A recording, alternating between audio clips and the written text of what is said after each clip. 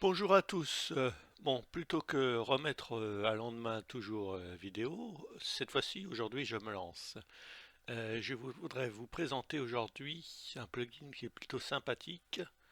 Euh, je remercie d'ailleurs Madge pour, pour la redécouverte de ce plugin. Alors, une fois qu'on l'a installé, qu'on a installé la version Pro, qui est vraiment pour une trentaine d'euros par an, quasi donnée, toutes les options qu'on a. Eh ben, je vais vous faire le tour de ce plugin. Alors, déjà, on va dans la partie Settings. C'est là-dedans, c'est la page principale pour moi. Et dans cette page, on obtient différentes options au niveau CSS et JS qui sont plutôt pas mal. Alors, au niveau nimification, on a la même chose pour JS et CSS. Bon, c'est classique. Après, on a la même chose pour la combinaison.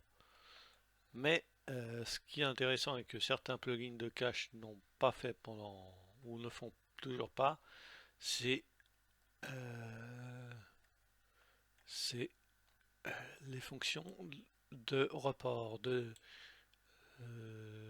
plutôt de mise dans le footer. Ça, c'est plutôt intéressant. Bon, il y en a qui sont très bien, qui sont équivalents en premium, qui font ça aussi très très bien. Ce que j'apprécie, ce que j'apprécie pour le moment, c'est que il y a dans ce plugin toute une partie consacrée au nettoyage de code, alors que beaucoup de plugins n'ont pas.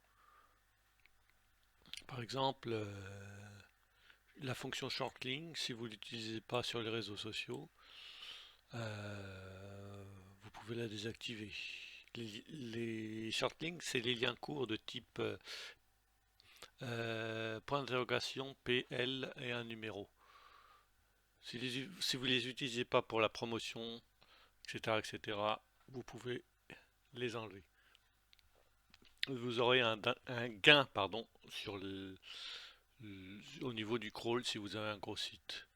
Attention, si vous avez déjà créé des shortlinks à la base, si vous les supprimez, vérifiez à ce que ça ne fasse pas des 404. Ensuite, alors, ce que j'aime bien aussi, c'est certains thèmes développent une option totalement inutile, c'est qu'ils font une sorte de pagination entre ce que j'appelle les articles qui sont censés être similaires. Mais en fait, cette option est parfois mal codée, ou alors votre architecture de site est tellement à revoir qu'il faut désactiver. Parce que cette fonction de que je qualifierais qui permet de relier les articles qui sont censés être similaires, en fait, elle relie tout bêtement des articles qui sont publiés dans l'ordre chronologique, alors que un jour vous allez parler d'un tel sujet, un jour vous allez parler d'un tel sujet, donc au niveau maillage interne, c'est pas top. Donc sympa, très sympa pour faire un premier nettoyage lorsqu'on lance un site. Ensuite, les options pour certaines footprints. J'apprécie beaucoup ça parce que pas mal de plugins ne le font pas.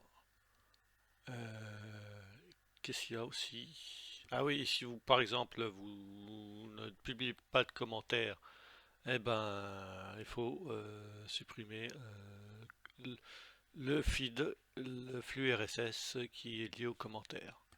Ça, déjà, pas mal. Mais pour aller plus loin, en termes d'optimisation de code, on peut optimiser les polices chargées en mode local, c'est-à-dire le type de caractère utilisé sur votre site, grosso modo, et celles utilisées en externe sur votre site.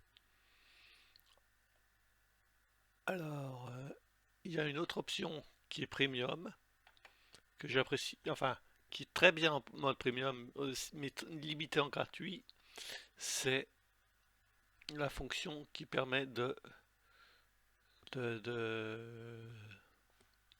plugin manager, par exemple. Je vais vérifier. Ah oui, par exemple, Contact Form 7. Si vous l'utilisez que pour des pages, telle ou telle page, par exemple uniquement pour les pages de type contact, eh ben, vous avez une règle toute simple. Vous dites que non, je ne veux pas que le plugin soit chargé sur toutes les pages de mon site. Unload wide, side wide everywhere and add exception. L'exception, le type de page contact avec des dièses de chaque côté. Dièse pour signifier sans doute une URL relative et dièse pour dire toutes les pages commençant par contact. Allez hop, je garde le formulaire de contact. Après, vous pouvez regarder un par un pour tous vos plugins. Alors, je l'ai remarqué aussi pour un vieux plugin qui commence à devenir obsolète, sérieusement, c'est WordPress Related Post. Alors ce plugin, bon, c'est pas sur ce site-là, mais j'ai établi quelques règles pour exclure euh, en disant si je voulais charger ou pas sur certaines pages. Et puis, suivant la règle utilisée, soit je vais exclure celle que je veux garder, soit celle que je veux non pas garder, mais exclure de certaines pages. Donc ce plugin permet non seulement un nettoyage du code natif relatif à WordPress et à certains thèmes, mais aussi permet de décharger, suivant des règles bien finies, bien définies, de décharger le plugin sur certaines pages, c'est-à-dire ne pas qu'il soit activé. Croyez-moi, au niveau du code, il y a de quoi s'amuser avec WordPress pour l'optimiser. Alors, voilà.